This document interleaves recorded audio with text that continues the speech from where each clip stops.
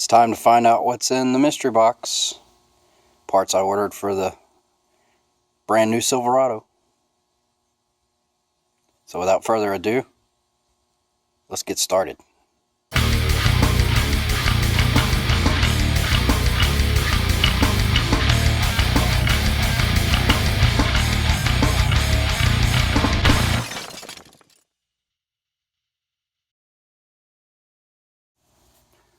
Alright, back at Christmas when I was looking at this truck, I thought the fuel pump sounded horrible.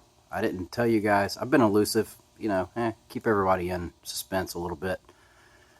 So, first thing I did when I got it, about a month later, I was able to go get it and bring it home. That was the video last weekend. I went to Harbor Freight and I bought this fuel injection pump tester right here.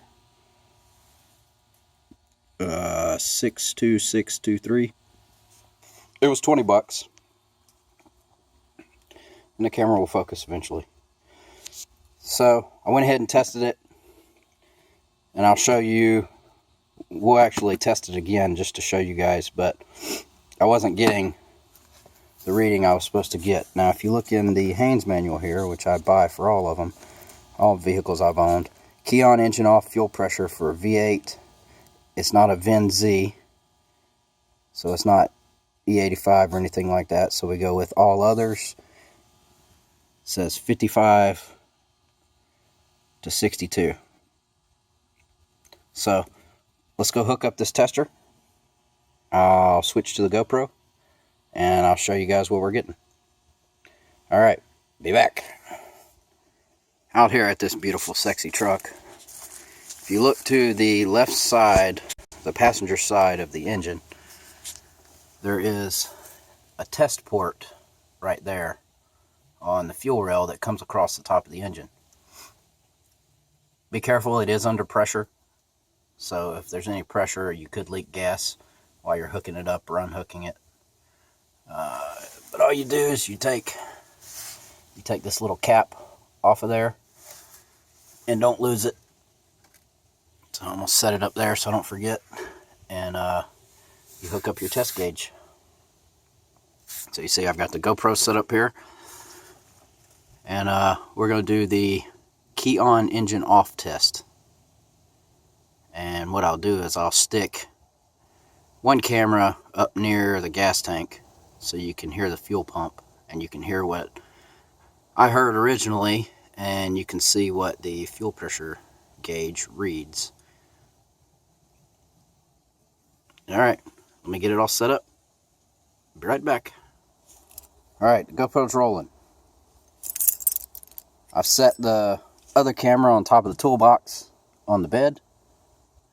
I'm going to do the key on, engine off fuel pressure test. This is all in the book too. If you guys wanted to follow the book, it's actually got a good procedure to test.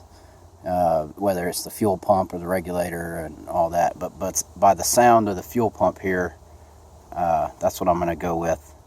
So let me turn the key on, and we'll see what the fuel pressure reads.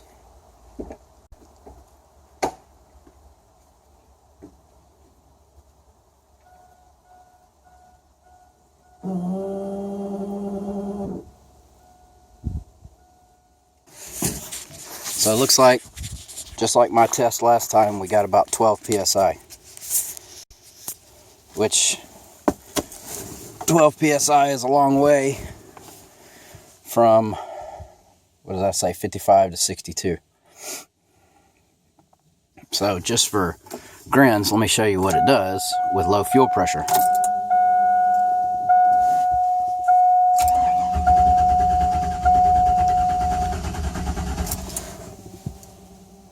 Well, now it's not going to crank at all, but the GoPro's still rolling, so I should still have that on the screen.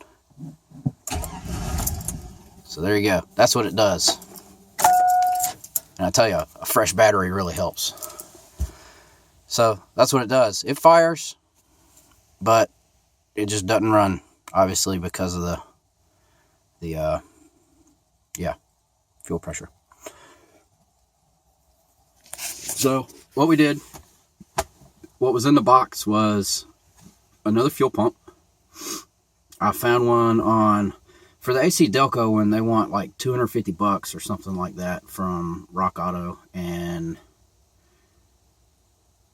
you know, it'd probably be the smarter move to go ahead and do something like that. Get the AC Delco or the Bosch or Carter or something like that instead of these cheap Chinese brands.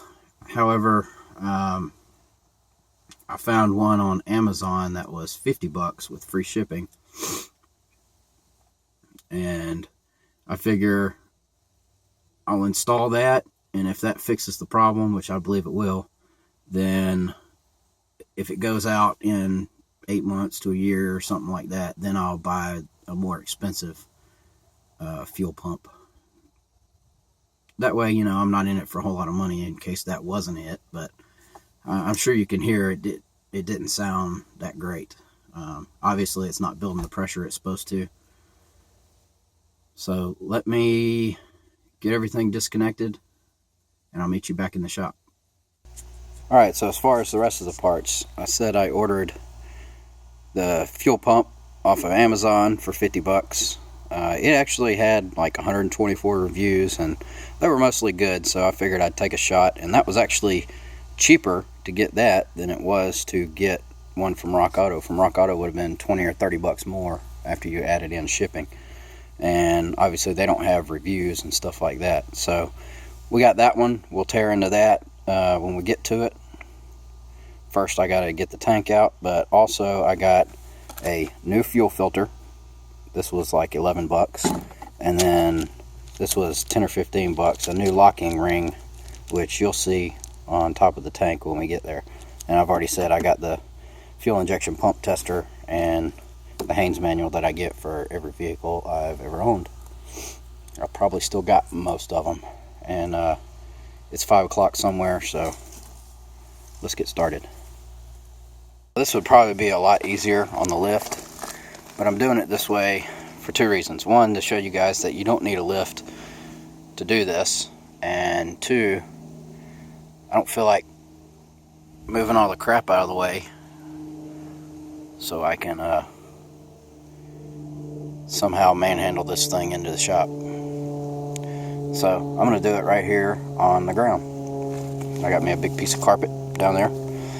Now there's different ways to do this. You can remove the bed, which I've done before.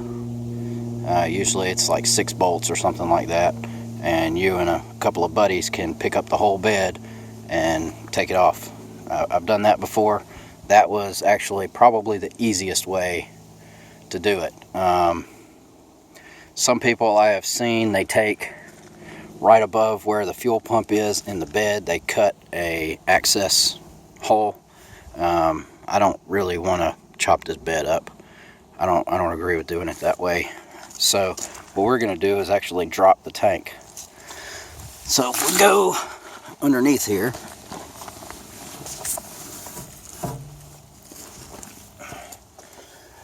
so we're right under here. There's your fuel filler neck. There's 3 screws you want to take out of that. And then on the fuel tank itself, you've got that strap and the other strap back there. And basically what you want to do is drain out all your fuel that's in there. And I don't know how much is in here, and I'm going to use the fuel pump that's in here since it is pumping a little bit. I'm just going to run me a hose out into some gas cans and cycle it a few times and see if I can get most of that fuel out. But then I'll take a jack and a board or something and support the bottom of it, and I'll remove that bolt on that strap, that bolt up there on that strap, and then if we go here to the other side, you see, if it'll focus,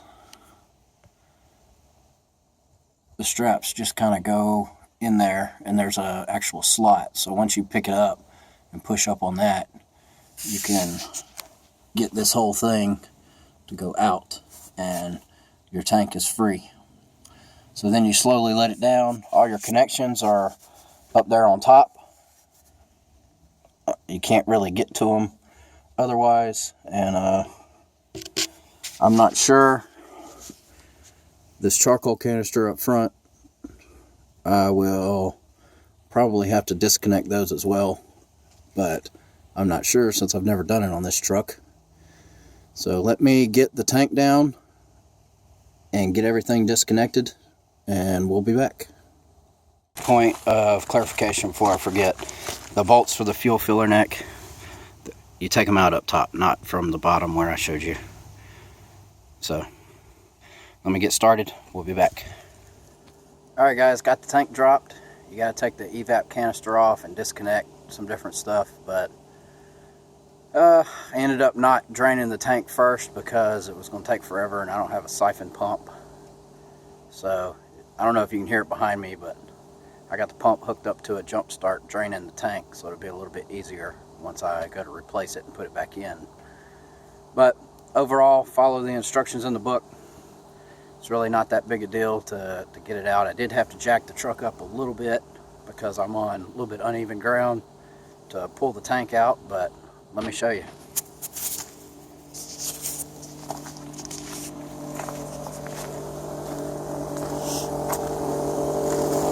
So here it is. There's the fuel pump. You can really hear it now. It's loud, but it's just not putting out. That's not 55 psi. I've had it going for maybe 3 minutes or so, and only got maybe that much of the gas can, or the gas, well, about that much of the gas can out of it. So I'm gonna let this run for a little bit and replace that whole fuel pump assembly. And then I'll check in with you guys before we stick it back under the truck. Alright, see you shortly. Oh, one thing I did notice is this is not the OEM fuel pump that comes in this, because this connector, which is part of this Chinese one, has to be cut off and replaced. I think it's a square 4-pin connector, and this one's a flat 4-pin connector. So this has already been replaced once, and it says on that sticker right there E3500, which is supposed to be what I've got. I think it says Aerotex or something, I don't know. It says made in USA, but I don't think it lasted very long. Alright guys, we'll be back. Alright, there we go. Old versus new. Here's the old one I pulled out. When I got to this point, all I had to do was disconnect those other 2 hoses, undo my lock ring, and I was able to pull the whole thing out. The new one comes, you do have to put the float arm back on, but it just clips right there. And went ahead and it came with a new tank seal, so I used that. I did notice a couple of differences. One, this one's open down in there, and these are just solid rods. Whereas on this one, the new one, it's closed down in there. I mean, it's got a couple of holes, but it's closed off, and this has springs on those rods. Besides the fact that the fuel sender is black on that one and white on that one, other than that, they look the same to me. On the top, looks about the same too. See, there's the one that said Airtex right there. I don't know if, there you go. This one is not marked, but it's nice and shiny and clean. It comes with a new sock. So I'm going to take this little bag off, start getting this reinstalled. I would show you guys more, but it's supposed to start raining tonight and all day tomorrow, so I'm trying to hurry and get this done. So, dang, that was a loud boom. I don't know if y'all heard that, but that was loud. It shook the shop. So yeah, I'm gonna get this reinstalled, and I'll be back at some point. Alright guys, got everything back together. I have not even put in the fuel pump relay. So this will be a first. We'll see if my half a day's worth of work was worth it. So let's see what happens.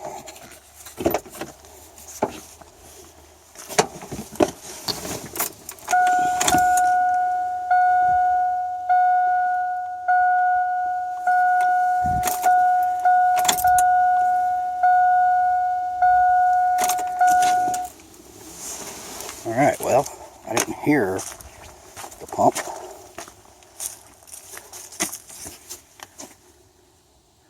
Looks like we got 30 psi on there.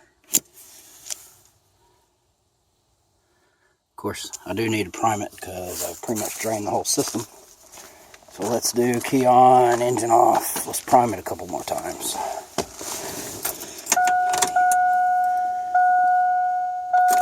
I can hear it.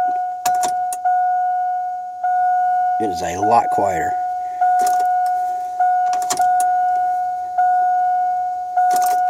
Let's do it one more time. Let's see what our pressure is. You guys can see it because it's probably on the screen, but I cannot. Hey, look at that, 60. Sweet.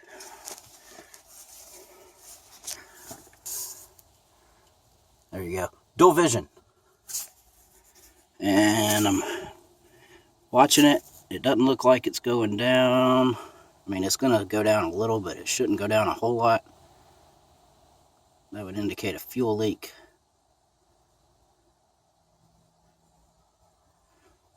Alright, well, let me check for leaks under the truck now that it's under pressure, and we'll see if this thing will start. We'll be back. Alright, everything's looking good so far.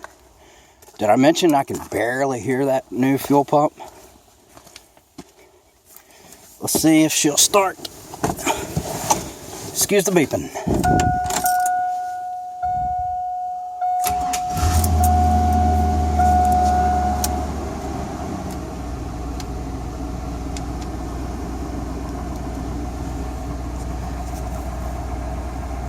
Look at that. She's a running.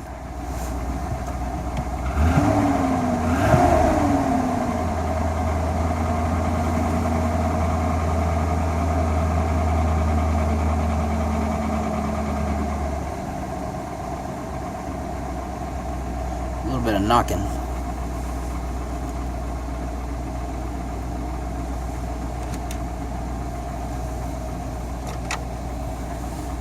Cool. Well, there we go. She's running fuel pump half a day. You can drop the tank and do it yourself. It's not the easiest way.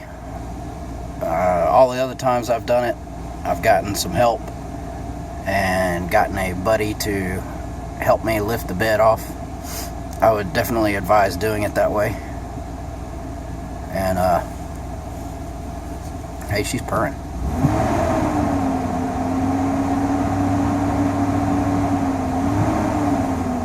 I'm not going to dog on it too much because the GoPro and the light's sitting under the hood, but there you go, guys. Sorry I didn't show more. Like I said, it's supposed to start raining, and I was trying to get this done before all the rain hit because it's supposed to rain all day tomorrow too. So, cool. Well, there we go. Awesome. Like, comment, share, subscribe. Hey, look, the free truck runs for less than $200. Can't beat that. We'll catch you later on Chaos Garage.